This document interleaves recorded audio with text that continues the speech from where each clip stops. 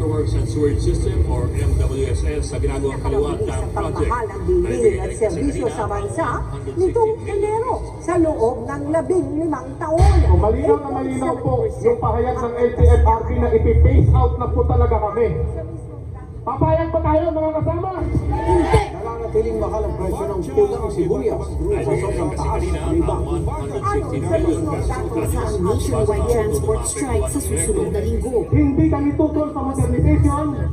Ang gusto namin ay isang modernisasyon na tunay na Pero tutulong. sutol pa rin sa iba pang grupo na mga katutubo. Nasa frontline balitang yan si Shala. Pinakamasibhing inflation rate noong Disyembre nang pumalo ito sa 8.1%.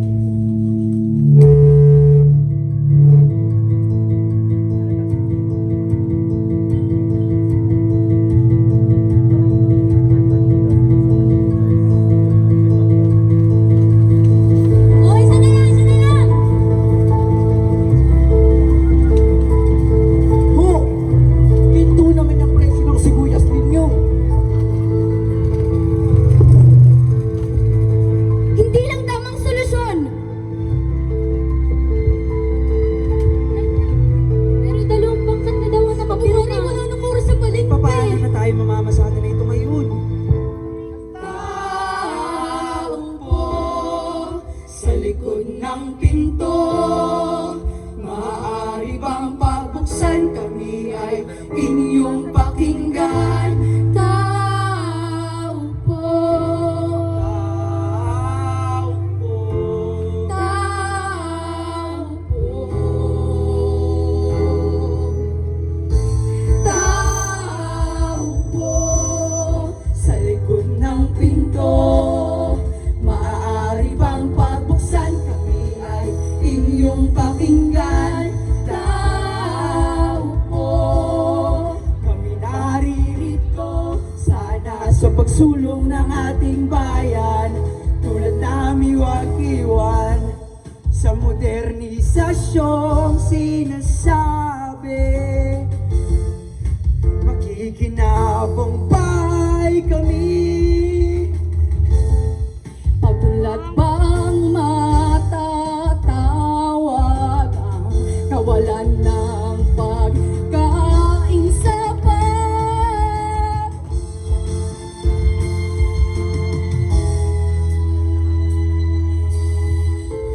Hindi solusyon sa krisis niyo ang ilubog ang bayan ko.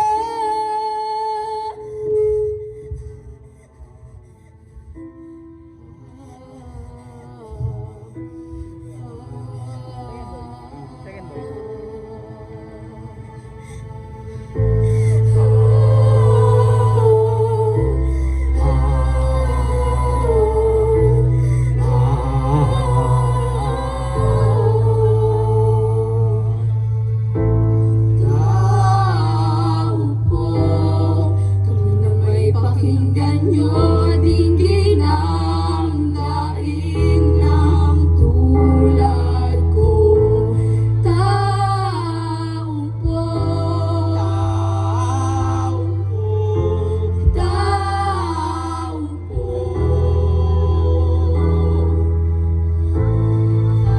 tila ba hindi pansin ang maaari naming sa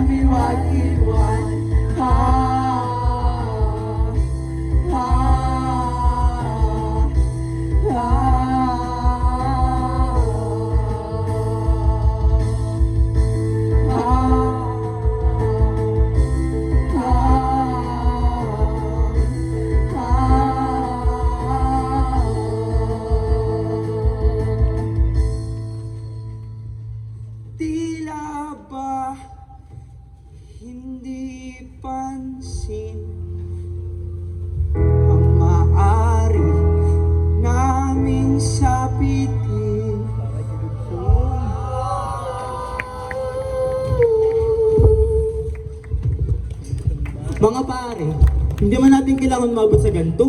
Hindi nyo naman kailangan gawin yan. Dahil paniguradong mailalaan naman silang bagong trabaho para sa atin. Paano nyo naman nasabing may bibigay?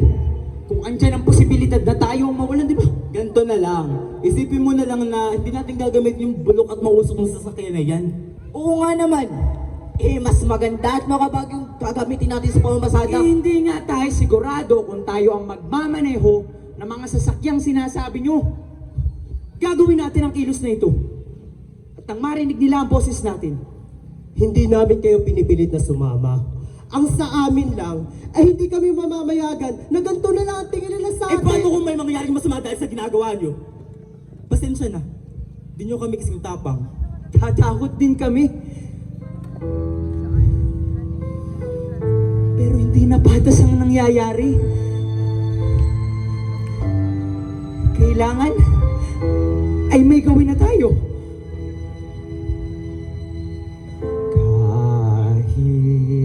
Kahirapan, pagutom.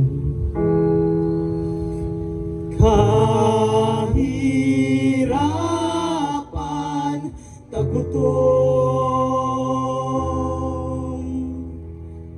Di patas ang nangyayari. Kung alising trabahong meron kami, Saan kami tutungo? saan kami pupulutin? Trabaho namin, ninakaw sa amin. Trabaho namin, ninakaw sa amin. Saan kami tutungo? Saan kami pupulutin? Saan kami tutungo? Saan kami pupulutin? Kahirapan, tagutom.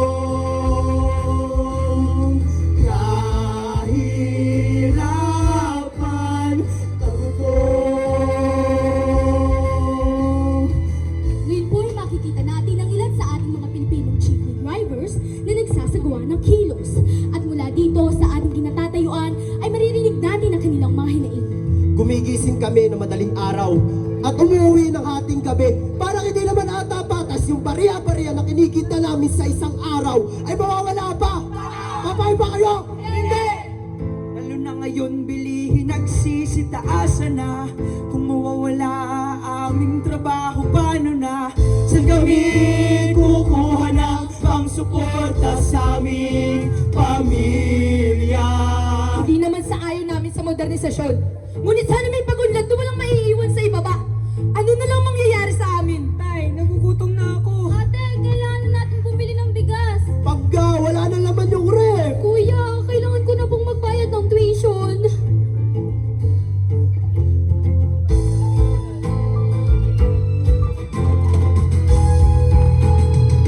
Tagutom, tagutom anong ilalagay sa hapagan? Tagutom, tagutom anong ilalaman sa mga tiyan? Tagutom, tagutom sultana, walang tagutom, manghihingala. Mababang kita, aming tinitipid. Sigurang kumakalam aming tinitiis. Anong gagawin kung mawala ito? Walang trabaho, Paano ang pamilya ko? Tagutom, tagutom anong ilalagay sa hapagan? Tagutom, tagutom anong ilalaman sa mga tiyan? Tagutom, tagutom ni sultana, walang tagutom ng hinaya. ba't ba tayo tututol sa modernisasyon na yan? Kung nakikita naman natin ang problema, pakulan natin! Hindi naman tututol sa pagbabago kung tama naman ang proseso. Convenient and eco-friendly, anong dapat meron tayo? Yan sa aming mga tsuper na kailangan ng pera sa proyektong yan! Mababang kita, aming tinitipid, sikmurang kumakalam, aming tinitiis. Wala ito trabaho.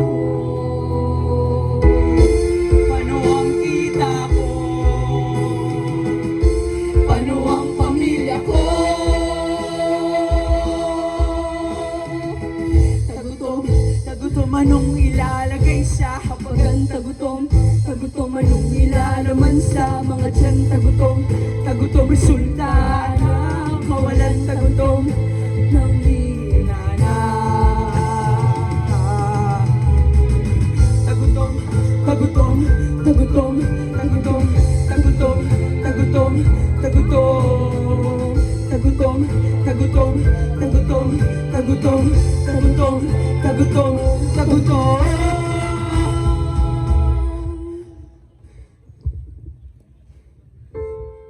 Di nyo ba napapansin? Ito ang aming sasapitin. Paglaban na nararapat, Karapatan para sa lahat. pupusina sa tama, pupusina para sa kinabukasan. No to jeepney face out.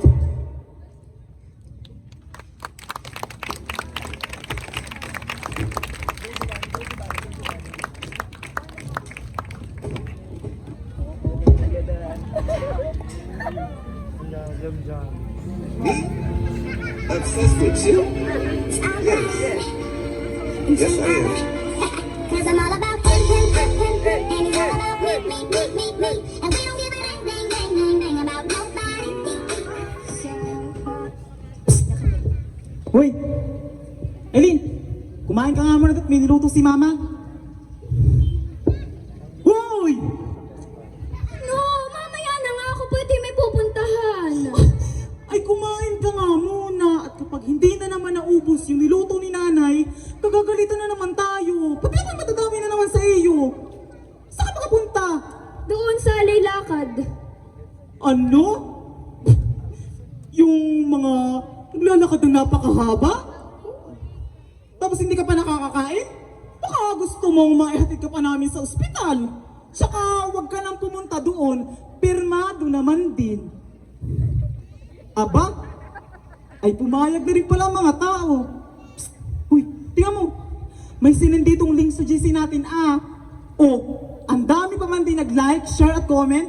Kaya huwag ka nang pumunta. Sayang na sa oras. Oo naman kuya. Napakabilis mo man din maniwala sa mga chismis.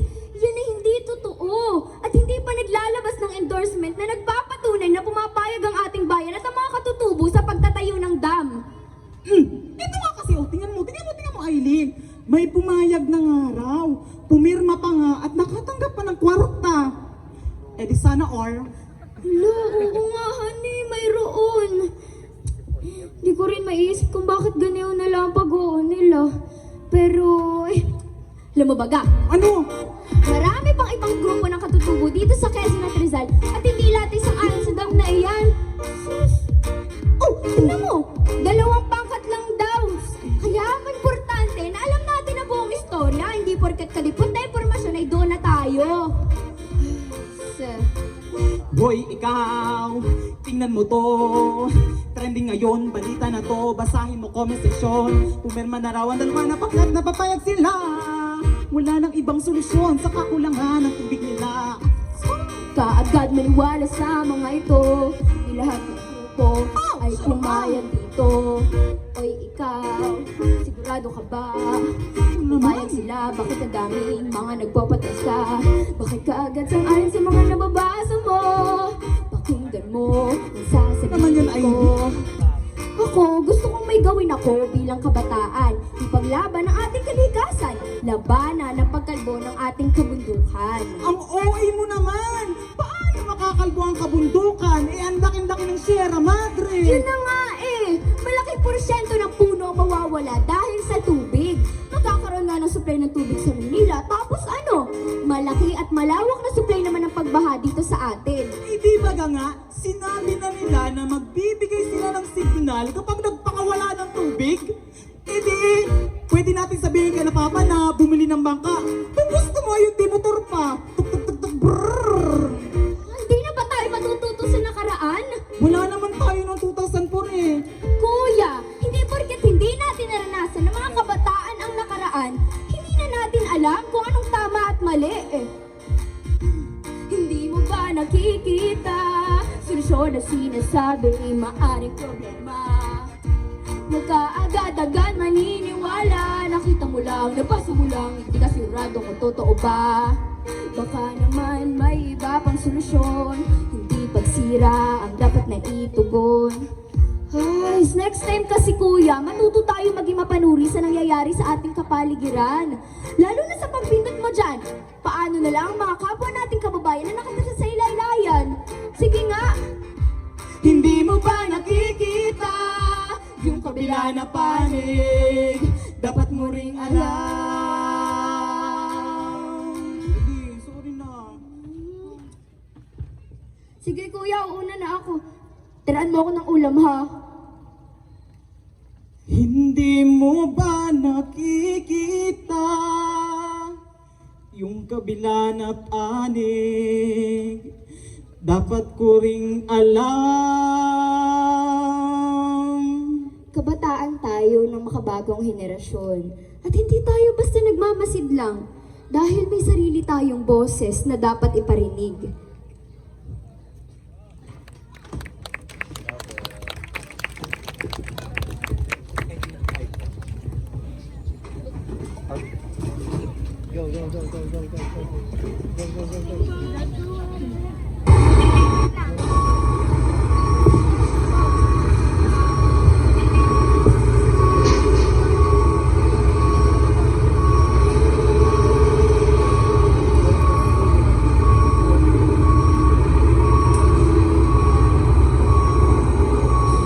Bustino.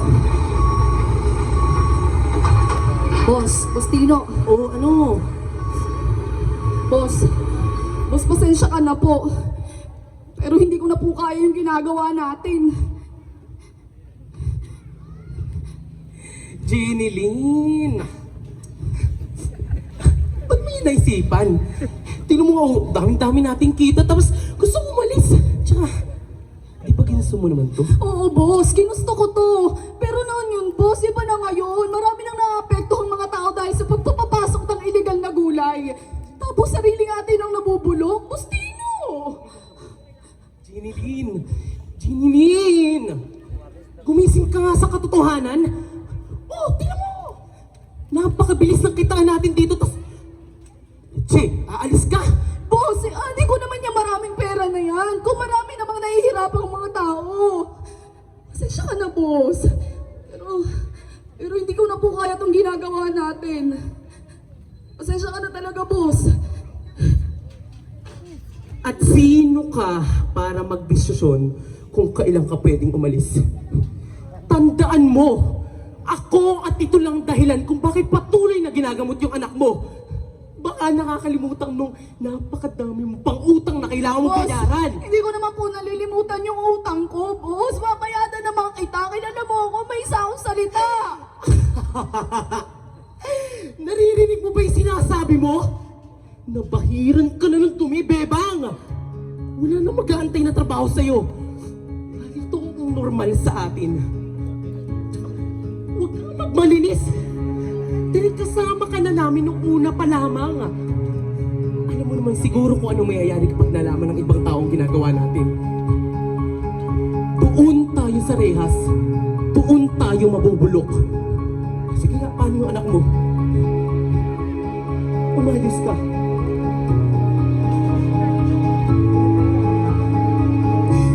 Hindi dapat na siya ang madamay sa aking kasalanan.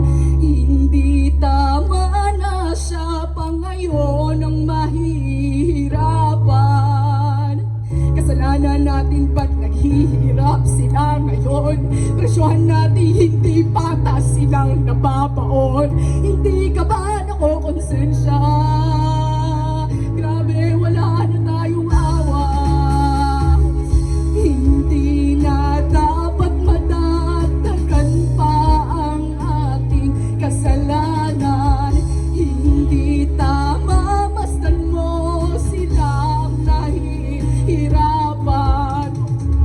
Ano ko ba, tumigil ka, wala tayong magagawa. Kundi ituloy kaysa tayo pang walang mangunguya. Sige na, wala akong konsensya. Sa aking mahalaga ay kita. Hindi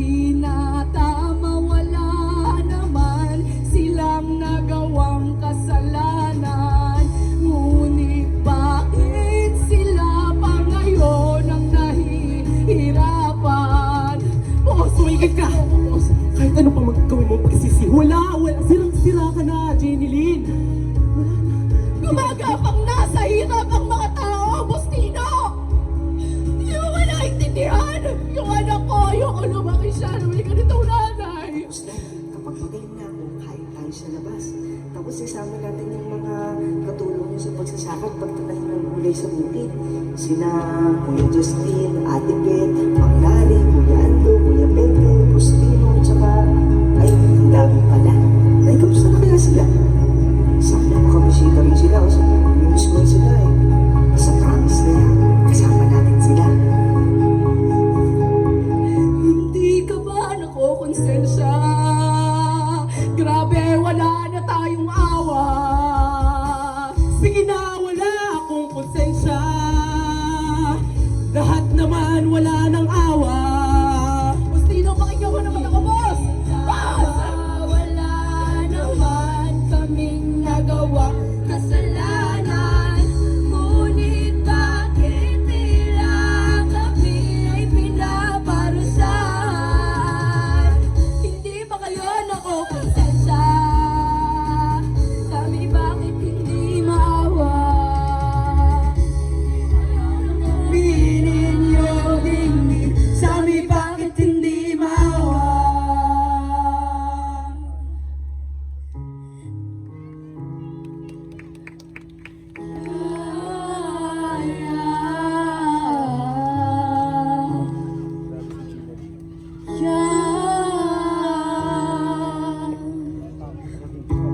Gusto kong itama lahat ng pagkakamali ko.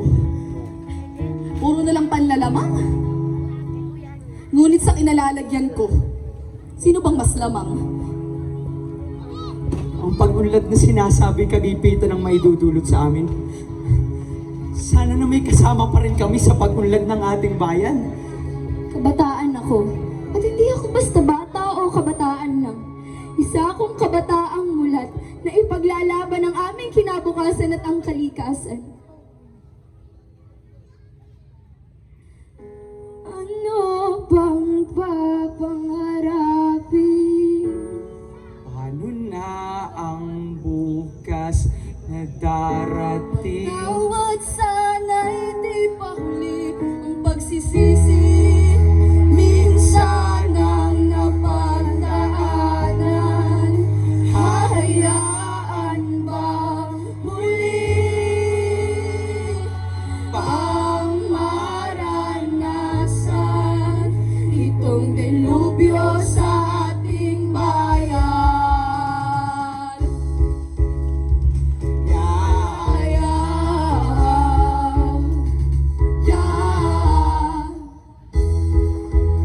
Ano bang papangarapin kung ubos na ang bukas na darating? Kailangan bang lagi sa huli ang pagsisisi? Minsan ang napagdaanan, hahayaan bang muli pang maranasan itong delubyo sa ating bayan? Di na sana dapat napahintulutan pa. Dahil simula pa lang na may alam mo na kung ano, maaaring patunguhan mauulit ng trahedya dito sa ating bayan. Ito pang pinagmamalaking magandang pagbabago. Basta nyo mabuti, ito ba ay mga katao? Solusyon sa inyong krisis sa aming malaking dilubyo. Kailangan patayan na kami magsakripisyo. Di naman sa kami ay nagtatamot. Pero sa inyong problema meron pang ibang sagot. Marami pang ibang alternatibong pagkukunan yung Hindi ba nakasira sa aming kabuhayan? Hindi makakasira. sa aming kinabukasan. Tanin, upang gumana ang aming pamumuhay. May tutulong ba sa pasanin ng mga kapwa nating katutubo at mamamayan ng infanta laban sa dam? May magbabagong buhay ba at itutuwid ang tama para mabuwasan ang pasanin ng mamamayang nasa laylayan? Ikaw, ako, tayo. Tayo ang maging sisimon na umakay sa pasanin ni Jesus. Tumulong tayo. Tumindig tayo. Iabot ang ating mga kamay sa kapwa natin nangangailangan. Nais naming mangarap sa lubungin ang bukas na darating. Tinig namin ay dinggin, kami bigyang pansin. Anong man ang ating pasanin, sama-sama tayo ito'y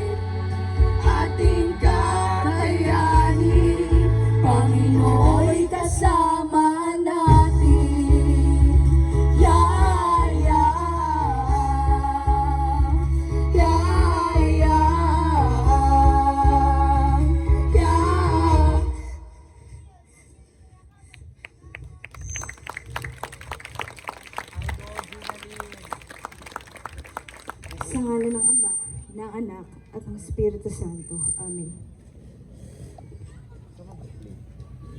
Panginoon, ipinapanalangin namin ang aming mga kapatid na patuloy na pinapasan ang kanilang mga problema at suliranin sa buhay.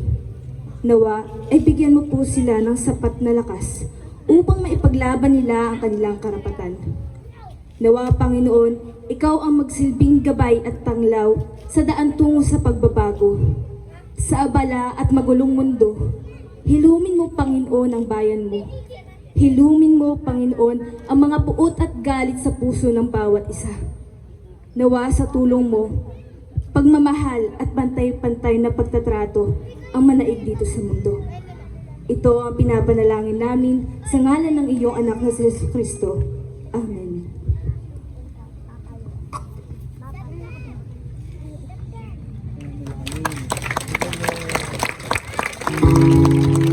Palakpakan po natin ang mga nagsipagtanghal bilang ansan. Mateo Abraham America, Canfera Villamor, Ayel Enlayo, Andre Borrell.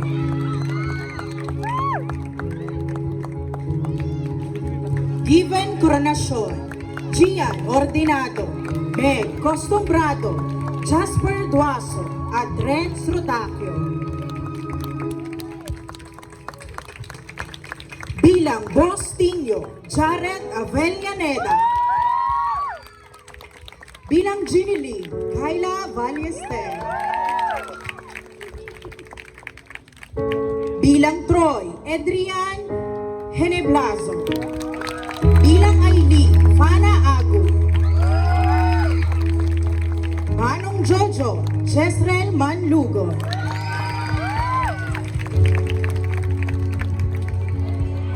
Palakpakan rin po natin ang ating production staff. Set and craft staff, Kane Luis Bertudes at Renz Rotacio. Production staff, publicity staff, Canvera Villamor. Publicity head, Dilshane Alcain.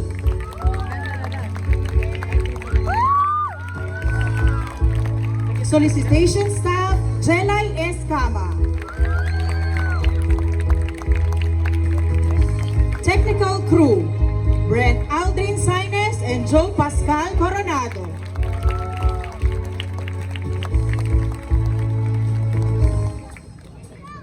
Lights boardman, Brent Aldrin Saines. Technical director, Jezreel Manlugon. Assistant stage managers, Given Coronasyon and Fana Agu. Soundboardman and head stage manager, Bianca Astobesa.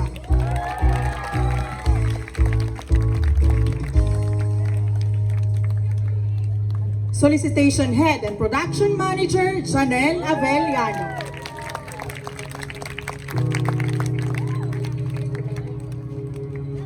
Set designer, John Raven Ordinado.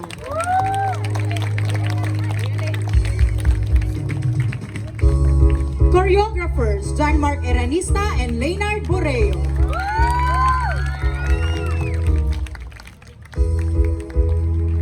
Playwrights, Dilshane E. Alcain and Janelle Avellano. Music designer and producer, musical director and director of Pasan, Leonard P. Borreo. Muli, kami po ang Teatrong Iinod sa Kabataang Infantahi.